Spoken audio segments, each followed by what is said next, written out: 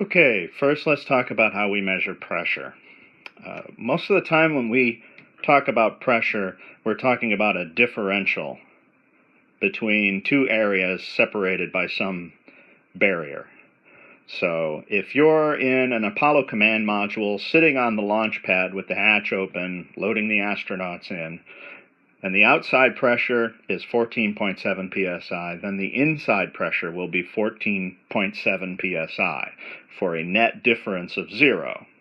So for every square inch of surface area on the outside of the pressure hull, there will be 14.7 psi.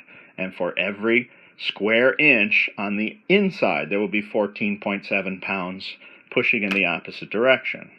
And because they're equal, we have a net difference of 0 psi. So what do we mean when we say something is, say, 32 psi, like a car tire? Well, a car tire on a passenger car typically inflated to 32 psi. That doesn't mean that the barometric pressure inside the tire would measure 32 psi, because we are measuring the difference between the inside pressure and the outside of the pressure of the tire. So if you're measuring 32 psi on your tire gauge, that means that the interior pressure of your tire is actually 46.7 psi. So we're measuring differences. Now let's go to an Apollo spacecraft in orbit.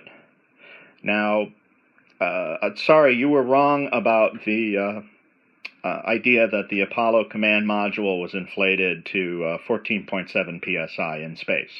It wasn't. You could have found that out with about 30 seconds of research, but you didn't. But I'm telling you now that in space, the command module was only pressurized to about 4.8 psi.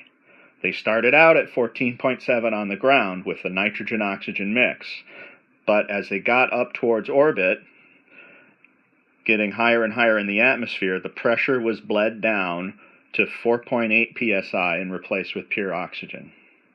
So let's say you're in your 4.8 psi space capsule in a theoretically perfect vacuum, absolutely zero pressure. There are absolutely no atoms in this outside environment. No kinetic activity of atoms, molecules hitting the outside of the spacecraft. What's your differential? 4.8 psi, which is exactly the same as if you stayed on the ground and sealed up the spacecraft and pressurized the inside to 19.5 psi. You would still have a differential of 4.8 psi. So where did you get the idea that a vacuum would rip the spacecraft apart?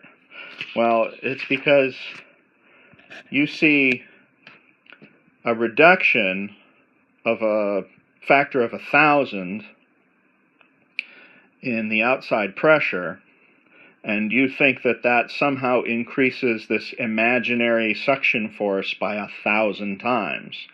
But it doesn't work that way. If you're at the Kármán line, and this is your outside pressure, and this is your inside pressure, then this is your differential. Now, if you, for every 1,000 atoms around the spacecraft, you remove 999 of them, you reduce the pressure by a factor of 1,000, then this is your outside pressure, and your inside pressure is still 4.8 psi, and now your differential is this. It's even closer to 4.8 psi.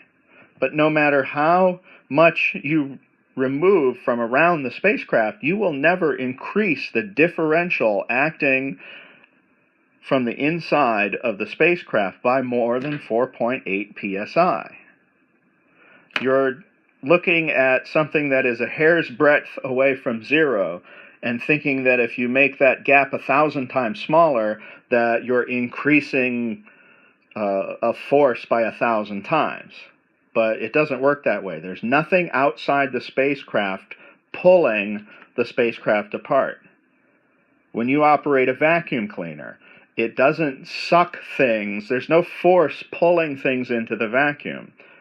Dust and dirt and air go into the vacuum because it's creating a low pressure zone inside, and so the air outside forces its way inside to get to that low pressure zone. So your video did remind me of one of my favorite quotes by Wolfgang Pauli, and I'll let you enjoy that now.